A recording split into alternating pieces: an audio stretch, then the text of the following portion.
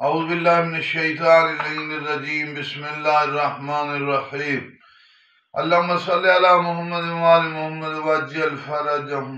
آج ہم تذکرہ کرنا چاہتے ہیں جناب علی ابن جعفر صادق علیہ السلام۔ علی جناب حضرت علی جو امام زادہ ہیں، امام جعفر صادق کے بیٹے، امام محمد باقر کے پوتے، امام موسیٰ کاظم کے بھائی، امام علی رضا علیہ السلام کے چچا جناب علی ابن جعفر، ان کا بڑا مقام ہے۔ یہ بہت بڑے فقیہ، بہت عظیم متقی، پرہیزگار اور بہت جلیل القدر ہستی تھے۔ علی ابن جعفر، علی بیٹے جعفر صادق کے، اور مدینہ اور حجاز میں انہوں نے بہت بڑا کام کیا، غیر معمولی علمی کام، فکری کام، تربیتی کام۔ بالخصوص جب ائمہ حجاز میں نہیں ہوتے تھے، امام محمد باقر علیہ السلام دنیا شہید ہو گئے، جعفر صادق علیہ السلام بھی نہیں تھے، امام موسیٰ کاظم بغداد میں زندان میں تھے، امام علی رضا علیہ السلام خراسان میں تھے۔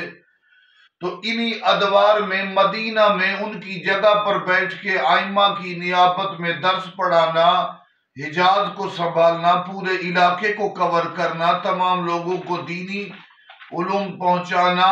علی ابن جعفر علم میں بھی بے مثال، تقوی میں بھی بے مثال، شرافت میں بھی بے مثال، تواضع میں بھی بے مثال۔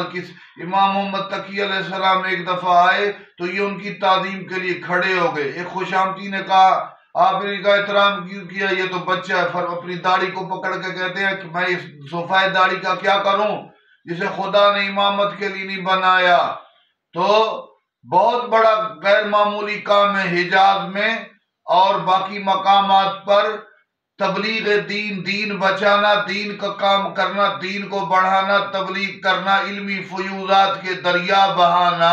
یہ علی جناب جعفر صادق کے بیٹے کا کام ہے، جن کا مزار قم میں موجود ہے۔ مالک ہمیں آپ کو ان کی زیارت کی توفیق عطا فرمائے۔ والسلام علیکم ورحمۃ اللہ وبرکاتہ۔